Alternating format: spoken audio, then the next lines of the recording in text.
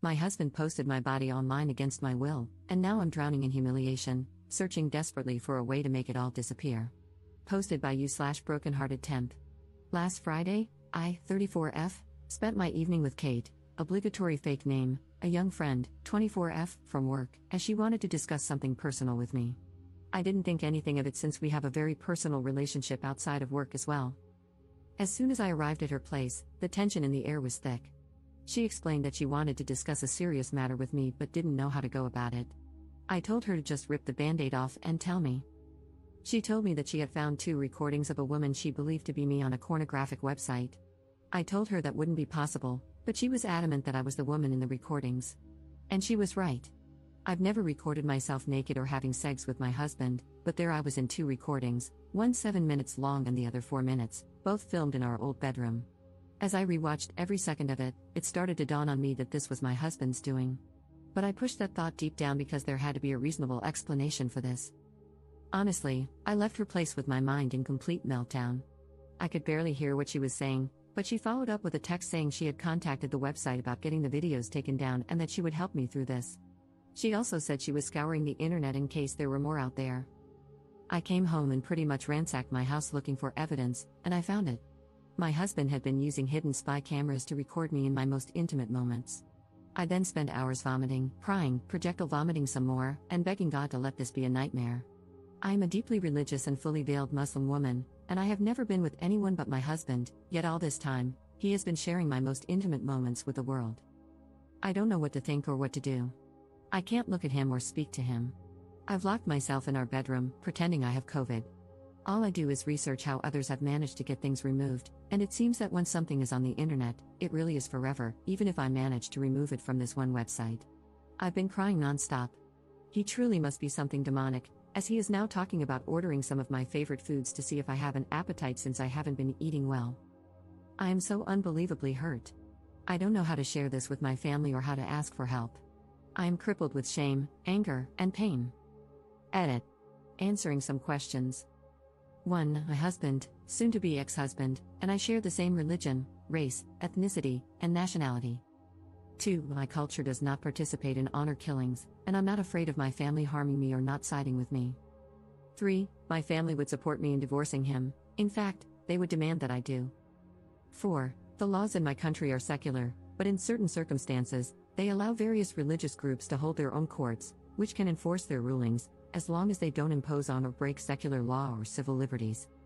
5. I do plan on taking this to both secular and religious courts, as I want him punished. 6. I bail by choice, and the vast majority of my fellow countrywomen do not bail. 7. I am a niqabi, meaning the only part of me visible to the public is my eyes. When I am with my family or other women/in women-only spaces, I don't bail. 8. Kate and I do not share the same religion or dress alike, yet we are friends. Kel surprise. Update 17 days later. I left him as I said I would. He went to work. The movers arrived, we packed my stuff, and we left.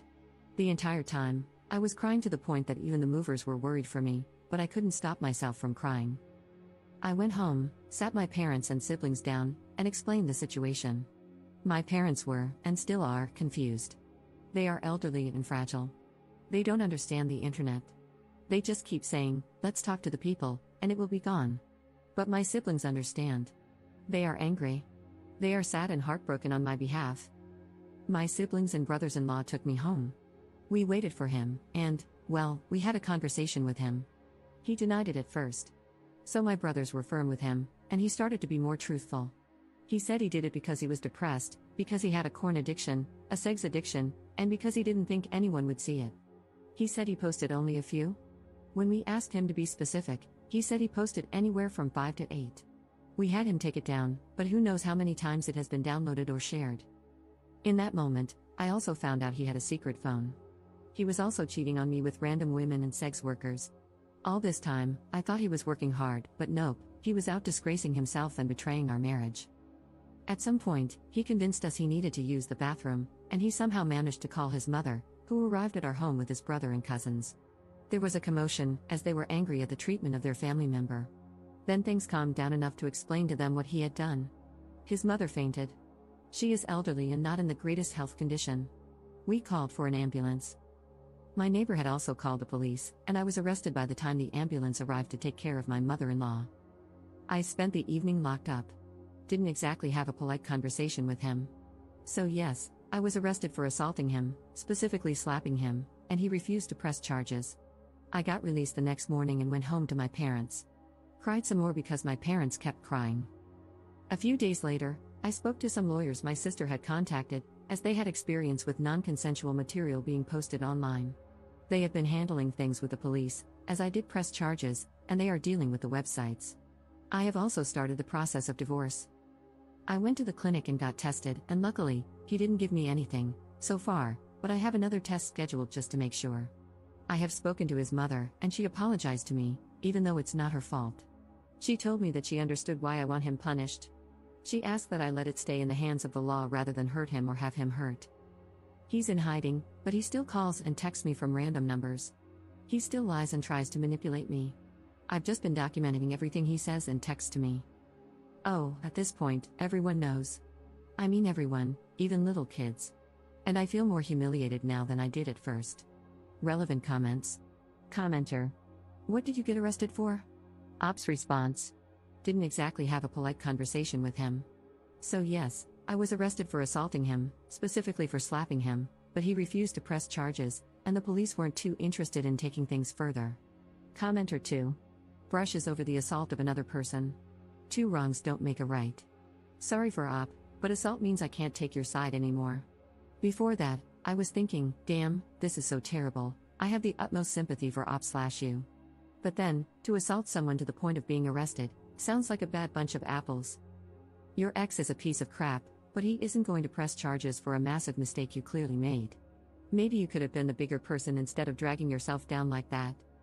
Sorry if I irritate you, I'm just calling it as I see it. 2 wrongs don't make a right, and that is a hugely valuable lesson to learn in life. You came here and shared the story, and since I'm here, I'm allowed to comment on it as I see fit. Ops response. No, I don't accept this. One does not get to victimize me without me retaliating in some manner. Me slapping him does not rise to the same level as what he did to me. Nor do I care about being the bigger person or the whole 2 wrongs don't make a right. I wasn't trying to be right. I don't believe in or agree with that idea. I try to meet people where they are. Of course, you are free to your judgment, your opinions, and your comments since this is a public forum. Second update 3 months later. This man has destroyed everything I have worked for and has completely shattered the little sense of stability and safety I had left. I had to resign from my job, a job that I loved.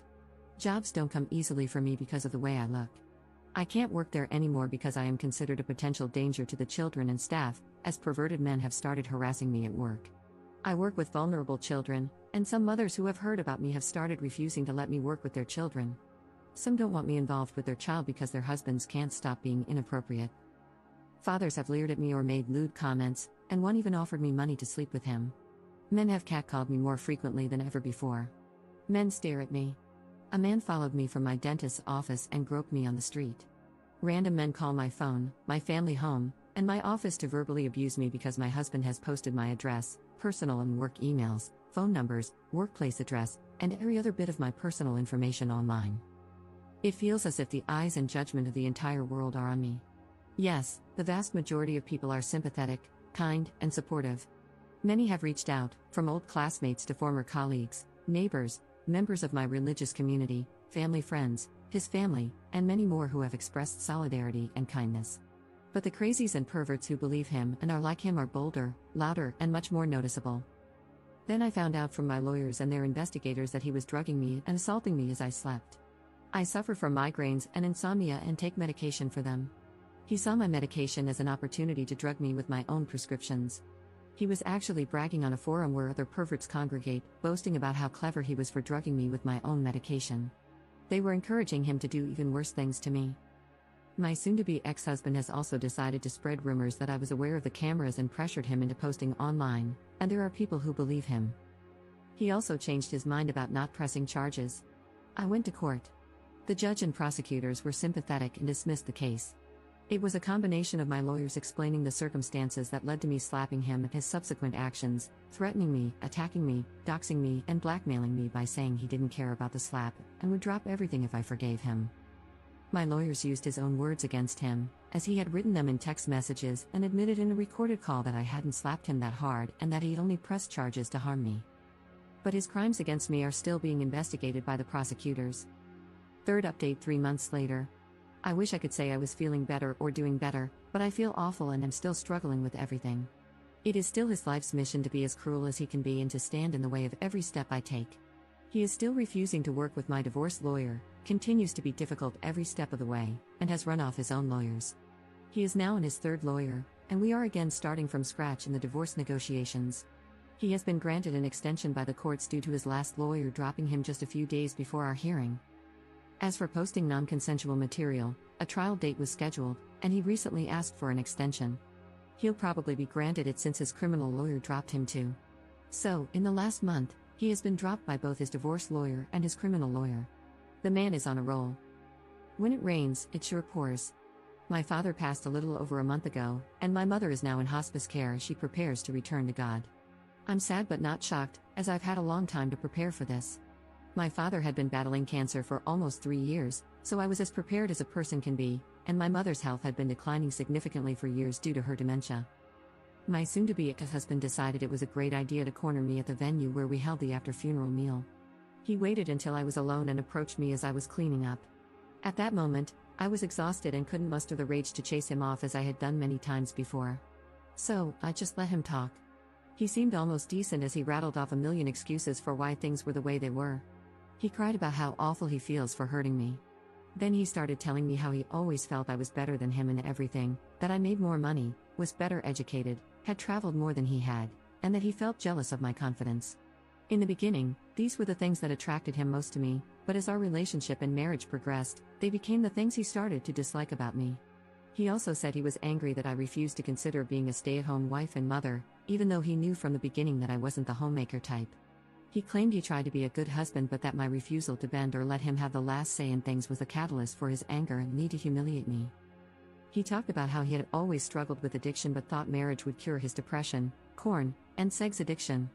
He believed that if I ever found out, I would have never married him or would divorce him, and that angered him, pushing him to punish me for thinking I was better than him. He was jealous and angry about so many things. But when I said, "So you hurt me because you felt jealous and inadequate in comparison?" he lost his mind, started shouting, and said he knew I would react that way. I decided to refrain from commenting further and just let him spill his guts uninterrupted. For 3 hours, he made excuse after excuse for why he did what he did. But it all comes down to him feeling inferior to me, being jealous and angry that I dared to have a mind and life of my own. He admitted that right before our wedding, he joined an online men's group to help with his porn and sex addiction. One tip given was to make your own porn and watch that instead, but he knew I'd never agree to it. So, it was my fault he needed to spy on me. He claimed he never intended to share the recordings with others, but one day, I angered him so much that, as payback, he posted them, and it felt good. Every time I emasculated him by having my own mind or upset him in some way, he posted more.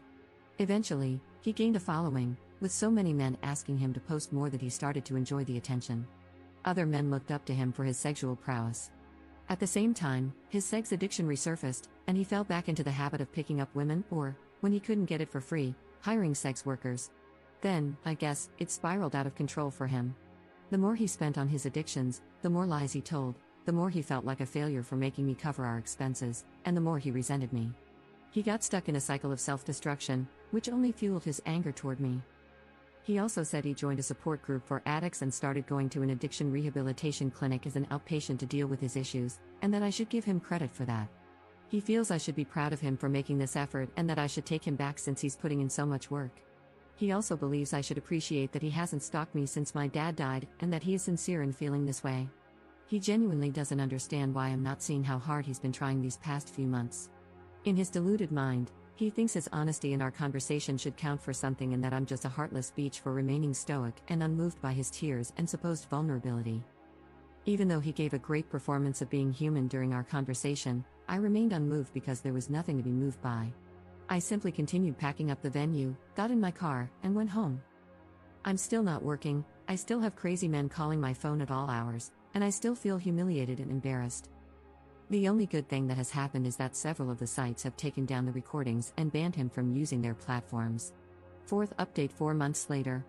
Finally, I have some good news.